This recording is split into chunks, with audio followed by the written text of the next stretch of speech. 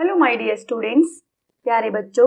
हम नवोदय की तैयारी कर रहे थे और हमने इसी सीरीज में अपना 2020 का जो 6th क्लास का एंट्रेंस का पेपर है इंग्लिश मीडियम में हमने पूरा का पूरा सॉल्व कर लिया था।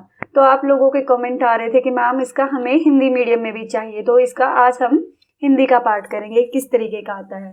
बेटे जो सेक्शन 3 होता है, पहला सेक्शन आपका होता है मेंटल एबिलिटी का और सेकंड सेक्शन आपका किसका होता है, अर्थमेटिक का यानी कि गणित का, और तीसरे वाला होता बच्चे आपका लैंग्वेज का। अगर आपने इंग्लिश मीडियम चूज किया है तो आपका ये इंग्लिश में आएगा और आपने अगर हिंदी मीडियम चूज किया है तो हिंदी में आएगा, और बाकी पेपर भी हिंदी मीडियम में ही आएगा। ठीक है, मैथ्स और मेंटल एबिलिटी तो आपको सिर्फ कॉन्सेप्ट समझ में आना चाहिए, तो आप किसी में भी कर सकते हो।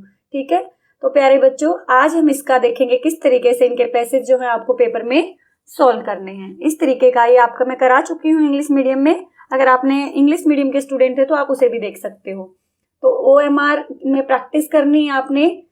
मैंने वीडियो बनाया हुआ है कि OMR कैसी होती है, किस तरीके से आपने पेपर वहां पे सॉल्व करना। आपने अभी तक नहीं देखा तो आप इसके बाद देख लेना उसको कि किस तरीके से आपको वहां पे फॉर्म अपना पूरा का पूरा इन्फॉर्मेशन OMR में भरना है और किस तरीके से आपने आंसर करने हैं। तो चलिए इन पे टाइम वेस्ट ना करते हुए शुरू करते हैं। तो बेटे अनुच्छेद 1, सबसे पहले आपने क्या करना है, इसको पढ़ने से पहले हम क्वेश्चन पढ़ेंगे। क्यों पढ़ेंगे, हमें पता चल जाएगा कि क्या क्या पूछा गया है। अग्निशमनकर्ताओं के बारे में क्या सत्य नहीं है।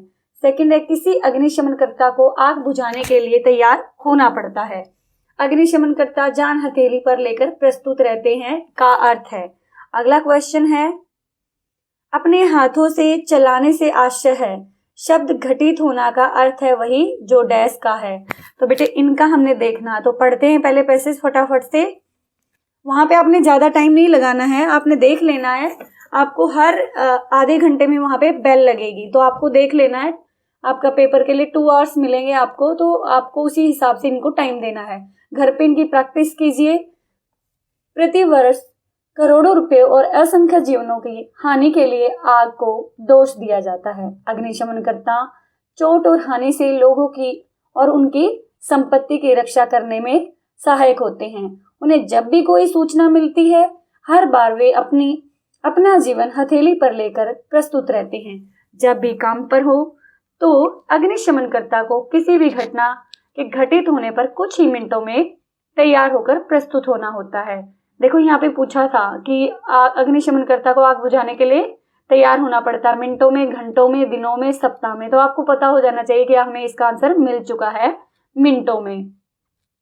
प्रत्येक अग्निकांड के स्थल पर एक वरिष्ठ अधिकारी यानी कि एक सीनियर ऑफिसर नियंत्रण पूरा का पूरा कंट्रोल संभालता है कि घटना स्थल पर मौजूद सभी लोगों को काम का आदेश देता है। कुछ अग्निशमनकर्ता होज पाइप को पानी के नलकों से जोड़ते हैं और अन्य लोग होज तक पानी भेजने के लिए हाथों से पंप चलाते हैं।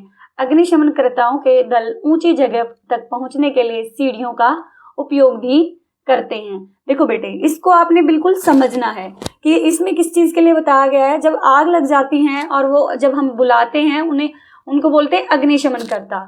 ठीक है, फायर फाइटर्स जो होते हैं वो अग्निशमनकर्ता होते हैं। तो ये लोगों की हेल्प करते हैं, अपनी जान को हथेली पे रख के करते हैं। तो इस तरीके की सारी बात बता रखी है कि कौन कौन क्या क्या काम करता। तो चलिए आंसर करते हैं। अग्निशमनकर्ताओं के बारे में क्या सत्य नहीं है। वे बहादुर होते हैं, बिल्कुल ठीक बात है। वे प्राय आपको एज इट इज नहीं मिलेंगे बेटे इनमें आंसर, आपने पूरा समझना है इसको। वे प्राय अपने जीवन को खतरे में डालते हैं, आग में वो भी झुलस सकते हैं, तो ये भी ठीक है। वे अपने जीवन पर कभी कोई संकट नहीं आने देते, तो उन्हें उच्च प्रशिक्षण मिला होता है बेटे, ट्रेनिंग उनको मिल जाती है तभी वो यहाँ पे भर्ती होते हैं। अग्निशमनकर्ताओं को पूरे अच्छे तरीके से ट्रेन किया जाता है, तो ये भी सत्य है। तो कौन सा मिला सत्य है बेटे, ये वाला मिला। वे अपने जीवन पर कभी कोई संकट नहीं आने देते। आप बताओ आने देते हैं ना। तो बेटे यहाँ पे आपने नहीं भी जरूर पढ़ना है। कई बार हम जल्दबाजी में पेपर में पढ़ते नहीं है और हम देखते वे बहादुर होते हैं, हाँ यही आंसर है, फटाफट से हम इसको टिक करके गोला कर देते हैं। हमने 4 ऑप्शन पढ़ने हैं, अच्छे से क्वेश्चन पढ़ना है, तो अपनी आदत डालिए। किसी अग्निशमनकर्ता को आग बुझाने के लिए तैयार होना पड़ता है, इसका हम कर चुके हैं मिनटों में। अग्निशमनकर्ता जान हथेली पर लेकर प्रस्तुत रहते हैं, इसका अर्थ क्या है। देखो बेटे हमने कई बार सुना होगा, उसने तो अपनी जान हथेली पर रख ली, मतलब यानी कि अपने जीवन को खतरे में डाल दिया। अपने जीवन को खतरे में डालकर कोई कार्य किया। तो इसका आंसर क्या आएगा बेटे, वे अपने जीवन को संकट में डालते हैं। पंक्ति देखो, आपको वहां पे इस तरीके से भी देख सकते हैं, वे एक पंक्ति में खड़े रहते हैं, इसका मतलब तो नहीं है वे आग बुझाते हैं, ये भी नहीं है। तो वे अपना जीवन संकट में डालते हैं। इसका कुछ मुहावरे टाइप से होते हैं ना, वो आपको अच्छे से करने पड़ेंगे थोड़े। वे पंप से होज पाइप को जोड़ते हैं, तो ये नहीं होंगे कोई भी, ये इसका आंसर होगा। अब अगला देखो बच्चे, अपने हाथों से चलाने से आश्चर्य है। बेटा इसमें ऑप्शन नहीं दिया हुआ, अपने हाथों से चलाने से आश्चर्य है। उन्होंने हाथ से चलाने से मतलब है हाथ से काम करना, मैनुअली काम करना। तो उसमें दिया हुआ था ना, वो अपने हाथ से पंप चलाते हैं। देखो यहाँ पे दिया हुआ था कि कुछ अपने हाथों से पंप चलाते हैं। तो हाथ से काम करने का मतलब ये क्या है, अपने हाथों से चलाने से मतलब है अपने हाथों से काम करना, कोई भी बिना मशीन का उपयोग किए अपने हाथों से मैनुअली काम करना। शब्द घटित होना का अर्थ वही है, घटित होना। घटित होना का अर्थ क्या है, आना नहीं, बुलाना नहीं, आग लगना नहीं, होना। किसी भी कार्य का होना ही घटित होना है। ठीक है, जैसे कोई भी घटना घटित हुई तो वो हुई भी है, तो इसीलिए इसका अर्थ क्या होगा, होना। हमने यहाँ भी देखना कि क्या पूछा हुआ है। ये आपको थोड़े से डिफिकल्ट लग सकते हैं क्योंकि अभी तक आपने कभी इनकी प्रैक्टिस नहीं की है, लेकिन जब आप इनकी प्रैक्टिस करेंगे तो आपको अच्छे से समझ आ जाएगा। तो चलो अगला करते हैं। 4 आएंगे, आपको पता है पहले से ही 4 आएंगे। हर एक में कितने क्वेश्चन होंगे, 5। तो टोटल क्वेश्चन होंगे 20, लेकिन मार्क्स कितने होंगे बच्चे, 25। ठीक है। पर्यटन, मनोरंजक और शैक्षिक दोनों ही होता है। ट्रैवलिंग, पर्यटन होता है बेटे ट्रैवलिंग, एक स्थान से दूसरे स्थान तक जब हम घूमने फिरने जाते हैं उसे पर्यटन बोला जाता है। पर्यटन मनोरंजक और शैक्षिक, मनोरंजक यानी कि जिसमें हमें मजा आता है, शैक्षिक यानी कि जिससे हमें कुछ सीखने को मिलता है। दोनों ही होता है। कहीं भी मान लो आप ताजमहल देखने गए तो वहां पे आपको मजा भी आया और आपने वहां पे बहुत सारी चीजें सीखी भी, तो दोनों हो गया। ठीक है। इसे सदा ही शिक्षा का महत्वपूर्ण अंग माना जाता है। मतलब किसी भी भ्रमण से, किसी भी पर्यटन से बहुत कुछ सीखते हैं। शुरू से ही इसको एजुकेशन का, शिक्षा का एक अंग माना गया, पार्ट माना गया है। यूरोप पता है ना आपको, यूरोप जैसे कितने महाद्वीप हैं, आपने एसएसटी में अच्छे से पढ़ा हुआ है। तो यूरोप में किसी भी नव युवक को तभी पूर्ण शिक्षित माना जाता है। नव युवक कौन होता है बेटे, नौजवान। उसको पूर्ण शिक्षित, पूरा पढ़ा लिखा कब माना जाता है, जब वह यूरोप के बहुत से देशों में भ्रमण कर चुका हो। भ्रमण क्या है, घूम चुका हो। प्राचीन भारत यानी कि पहले का जो भारत था, उसमें भी हमारे ऋषि पर्यटन के महान मूल्य को समझते थे। उन्होंने इसे सबका पवित्र कर्म बना दिया कि वे भारत के विभिन्न भागों में स्थित तीर्थ स्थानों पे घूमे। इससे भारतीयों में एकता की भावना के प्रोत्साहन मिलेगा। सॉरी बेटा, पहले हमने इसके क्वेश्चन पढ़ने थे, मैंने जल्दबाजी में क्वेश्चन नहीं पढ़े, लेकिन आप पहले क्वेश्चन पढ़ेंगे तभी आंसर करेंगे, तब इसके बाद ही पैसेज पढ़ेंगे। तो चलिए, यदि कोई वास्तविक शिक्षा पाना चाहे तो उसके लिए क्या करना है, आप बताइए क्या करना, अध्ययन करना है, कार्य करना है, पर्यटन करना है, क्या करना है। पैसेज किसके बारे में है, पर्यटन के बारे में है। तो पहला आंसर हमें यही से मिल जाता है। कौन सा शब्द बार बार यूज हुआ है, पर्यटन। तो यहाँ से हमने एक तरीके से अपना सेंस बना लेना। तो इसका आंसर क्या हुआ बेटे, पर्यटन। निम्नलिखित में से कौन सा शब्द मनोरंजक का समानार्थी है। समानार्थी का मतलब होता है बेटे जो इसका मीनिंग है वही दूसरे का। ठीक है, जैसे पानी को क्या कहा जाता है, जल भी कहा जाता है। इसी तरीके से मनोरंजक और किस शब्द का मीनिंग है, तो शैक्षिक बिल्कुल नहीं, थकाने वाला बिल्कुल नहीं, दर्शावलोकन क्या होता है, कोई भी दृश्य देखना। मन भावन, मनोरंजक क्या होगा बेटे, मन भावन, जो हमारे मन को अच्छा लगे, मन को भाए। तो वही मनोरंजन भी क्या होता है, जब हम कुछ करते हैं तो हमें मजा आता है, और मन भावन काम करेंगे तब भी हमें मजा आएगा। तो इसलिए इसका आंसर क्या हो गया, मन भावन। 10 स्थानों की यात्रा करना प्राचीन भारत में पवित्र समझा जाता था। देखो हमने यहाँ पढ़ा था किन स्थानों की, तीर्थ स्थानों की। तो आंसर देखो आप, प्रशिक्षण देखते ही पता चल जाएगा, नहीं। शहरी नहीं, व्यापारिक नहीं, किसका जिक्र हुआ है, तीर्थ स्थान। तीर्थ स्थान पता है ना आपको, कमेंट करके बताना तीर्थ स्थान कौन से होते हैं। लोग यदि अधिक डैश करें तो उन्हें दूसरों के साथ एकता का अनुभव होगा। क्या करने थे, भारतीयों में एकता की भावना होती थी। किस चीज के लिए प्रोत्साहन मिलता था, क्या करने पे, पर्यटन करने पे। क्योंकि ऊपर किसके बारे में हमारे ऋषियों ने किसका मूल्य समझते थे? पर्यटन का। तो यही इसका आंसर होगा। तो एकता की भावना कब आएगी? जब वो पर्यटन करेंगे। ठीक है। ऋषि, ऋषि कौन व्यक्ति होता है? अब देखो आप इसमें कंफ्यूज होंगे। विद्वान होता है, चतुर होता है, स्वतंत्र होता है, धूर्त होता है। देखो बेटे, धूर्त तो मतलब अच्छा व्यक्ति ना होना, एक बुरा व्यक्ति धूर्त होता है। स्वतंत्र यानी कि आजाद, चतुर यानी कि चालाक, और विद्वान पढ़ा लिखा, ज्ञानी। तो आप बताओ ऋषि कौन सा होगा? विद्वान, पढ़ा लिखा, ज्ञानी। इंग्लिश में से बोलते हैं लर्न। ठीक है, समझ में आया? तो चलो अगले के, अब ये गलती नहीं करनी है। पहले इसके हम क्या पढ़ेंगे? क्वेश्चन पढ़ेंगे। ठीक है, इसका अनुच्छेद हम बाद में पढ़ेंगे। हेमा अपने बिस्तर पर लेटी थी क्योंकि, ये हेमा नाम की लड़की है, उसके बारे में है कुछ। अगला क्वेश्चन है इसका, वह कोई भी कपड़ा नहीं पहन सकती थी क्योंकि। संग्रह का समानार्थक शब्द क्या है? हेमा है कैसी लड़की? दान करना का विपरीतार्थक है। हमें देखो बेटा समानार्थी और विपरीतार्थक ये शब्द भी अच्छे से तैयार करने पड़ेंगे, तभी तो हम आंसर कर पाएंगे। चलो पढ़ते हैं। हेमा अपने बिस्तर पर लेटी अपने कमरे की छत पर लगे तारों को एकटक देख रही थी। वे खिन्न थी। खिन्न होता बेटे दुखी, क्योंकि कोई भी कपड़ा उस पर फिट नहीं लग रहा था। उसने उन्हें एक एक करके दोबारा पहना, किंतु वे या तो बहुत तंग थे या बहुत छोटे। एक अलमारी कपड़ों से भरी हुई थी, किंतु वह उनमें से एक भी नहीं पहन सकती थी।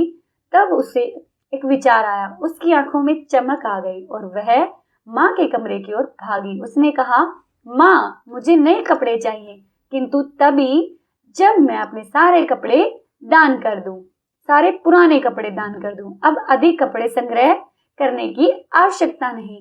उसकी माँ मुस्कुराई और उसे गले से लगा लिया। उसकी लड़की दयालु थी। हेमा अपने बिस्तर पर लेटी थी क्योंकि, इसके आंसर मैं बिल्कुल नहीं बताऊंगी, आपसे पूछूंगी। थक गई थी, तारे देखना पसंद था उसे। अगला क्या है? सोच रही थी कि क्या पहना जाए, आलसी लड़की थी। आप बताओ, देखो क्यों लेटी थी? एक टक से तारों को देख रही थी, क्या सोच रही थी? कि क्या पहना जाए। ठीक है, इसका आंसर क्या हुआ बेटे? सोच रही थी कि क्या पहना जाए। तारों को देख रही थी, वहां पे उसकी छत पे जो लगे हुए थे, सोच रही थी अपने माइंड में कि क्या कपड़े पहनूं। वे कोई भी कपड़ा नहीं पहन सकती थी। अभी आपको बताया मैंने कि उसके सारे के सारे कपड़े या तो छोटे थे या टाइट थे, पहन नहीं पा रही थी। वे फैशन के अनुसार नहीं थे, नहीं। वे बहुत रंगीन थे, नहीं। उसे पता नहीं था कि क्या पहनना, ये भी नहीं। कपड़े उसे फिट नहीं बैठे, बिल्कुल यही इसका आंसर होगा। संग्रह करना, इसका मतलब क्या होता है? संग्रह क्या होता है बेटे? हम किसी भी चीज को मतलब इकट्ठा कर लेना। ठीक है, जैसे आप क्या करते हो, आपके कपड़े हैं, आपके छोटे हो गए तो भी आप किसी को नहीं दे रहे हैं, फिर से और हो गए और हो गए, इस तरीके से आपने अपनी पूरी अलमारी भर ली है कपड़ों से, तो उसे क्या हो गया? आपने कपड़े संग्रह कर लिए, इकट्ठे कर लिए। तो समानार्थक शब्द क्या अभी बताया था मैंने? समानार्थक क्या होता है? उसका मीनिंग वही होता है जो इसका है। तो इसका मीनिंग क्या है? इकट्ठा करना। संग्रह करने का मतलब इकट्ठा करना। हेमा कैसी लड़की है? चलो इसका आंसर आप मुझे कमेंट बॉक्स में बताना। लालची है, स्वार्थी है, कंजूस है, दानी है। इसका आंसर मैं नहीं बताऊंगी, ठीक है? वीडियो के एंड में बताऊंगी कि इसका आंसर क्या है, ठीक है? दान करना का विपरीत अर्थ क्या है? विपरीत, विपरीत क्या होता है बेटे? उल्टा। जैसे ऊपर का उल्टा क्या होगा? नीचे। गर्म का उल्टा क्या होगा? ठंडा। तो विपरीतार्थक का मतलब होता उल्टा। दान करने का उल्टा क्या होगा? सौंपना, ये भी दान देना हो गया।